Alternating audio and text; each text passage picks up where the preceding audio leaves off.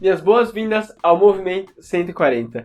No vídeo de hoje, nós vamos olhar um pouco para o termo americano para enfim responder a pergunta: afinal, quem é que pode ser chamado de americano?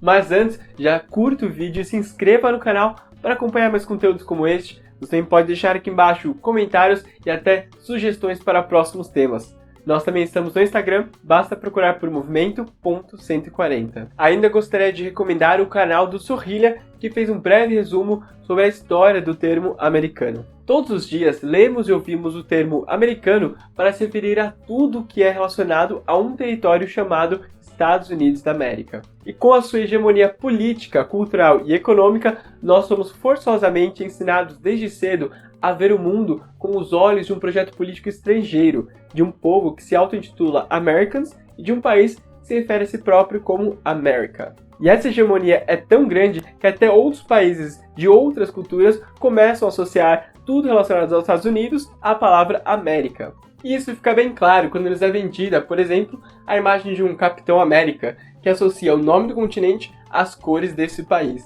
Estamos tão acostumados a ver esse tipo de associação que poucas vezes paramos para pensar o que realmente significa o termo americano. Aliás, se você fizer isso, provavelmente vai começar a pensar: ué, existem tantos outros povos e culturas dentro do continente chamado América, não somos todos então americanos? Esse adjetivo começou a ser usado nos Estados Unidos para diferenciar os colonos que estavam no continente americano, as 13 colônias, dos colonos britânicos que estavam na Inglaterra, especialmente nas fases mais agudas das revoltas que levaram à independência dos Estados Unidos. A partir do século XVIII em diante, esse adjetivo americano começou a ser muito mais difundido no território e usado até em documentos oficiais nesse novo governo, muito antes da formação dos Estados Nacionais como nós conhecemos na porção latina do continente. Já na América Ibérica, ou seja, invadida e colonizada por Portugal e Espanha, o termo americano era usado somente para se referir aos brancos europeus que estavam no continente. Porém, quando as revoltas contra um poder colonial em crise já estavam mais generalizadas,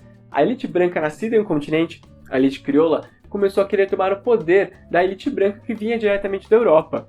Então, começou a angariar adeptos pela causa da América.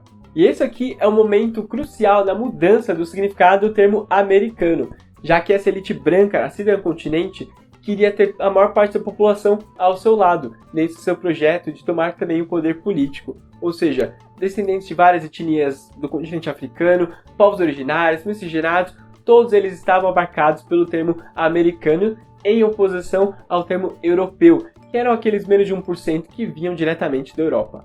E é isso que o historiador Benedict Anderson chamou de crioulos pioneiros.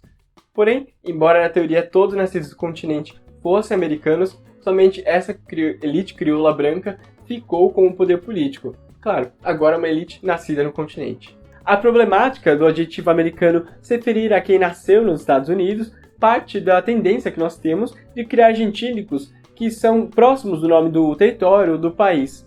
Em teoria, o processo é bem simples. Se o nome oficial do México é Estados Unidos do México, então o seu gentílico ficaria mexicano.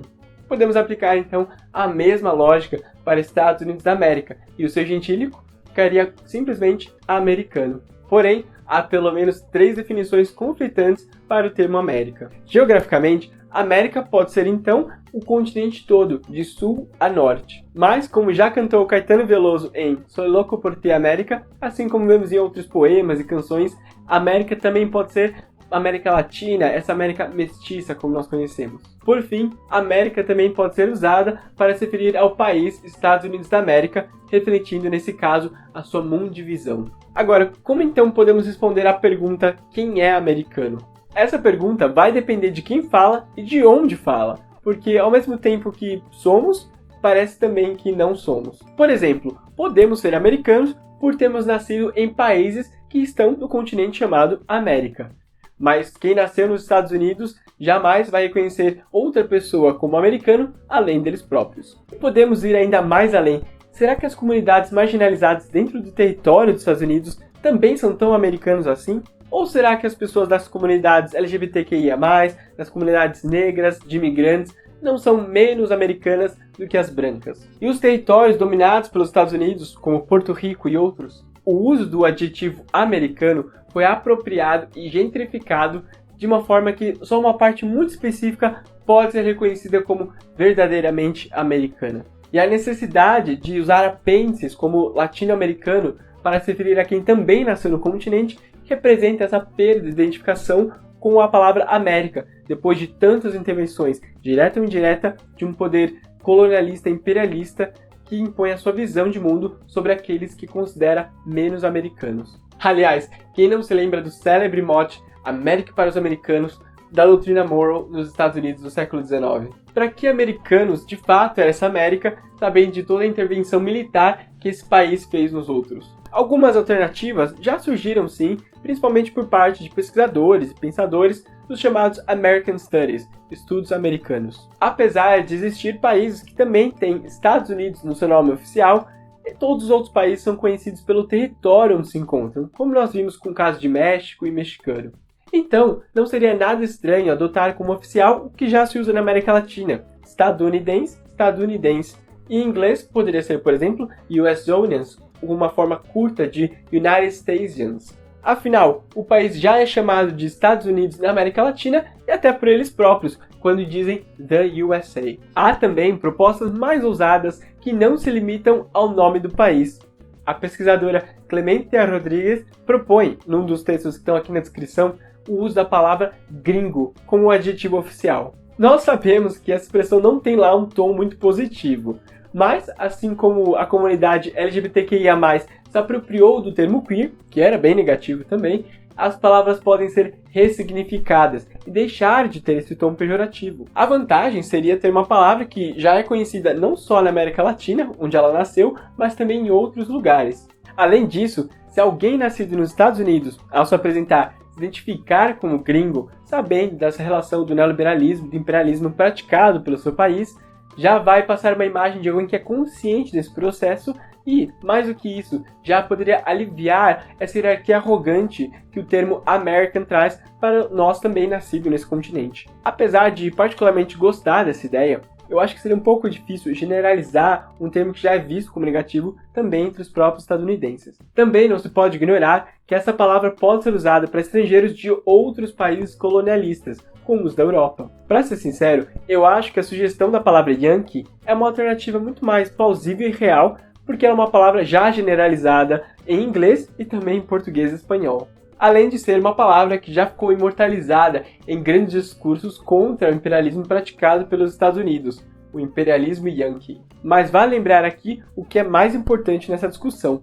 Não adianta buscar termos novos, palavras alternativas que tirem o monopólio de americano dos Estados Unidos, sem rever as relações de domínio e imperialismo que ainda prevalecem. Nós sempre falamos aqui sobre como a linguagem reflete as relações, sentimentos e as percepções da materialidade.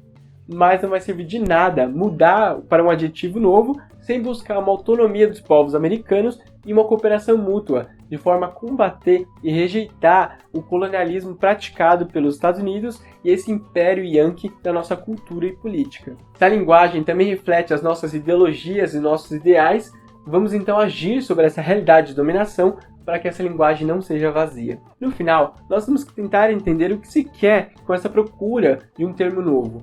Estamos falando aqui das relações com a geografia, com o governo ou com o povo daquele país? Ou estamos falando das relações entre os países americanos e os Estados Unidos da América? É claro que esse incômodo parte da porção dominada da relação, já que poucos são os yankees esclarecidos que entendem as motivações e problemas desse termo. Agora, será que nós também não temos que incluir os povos que estavam aqui muito antes desse continente chamar América? Afinal, se essa palavra começou a ser usada há mais ou menos 500 anos, já havia muitos povos e culturas aqui há pelo menos uns 15 mil anos. Muito obrigado por ver este vídeo até o final. Já deixa aqui o seu curtir e se inscreva no canal para acompanhar mais conteúdos como este.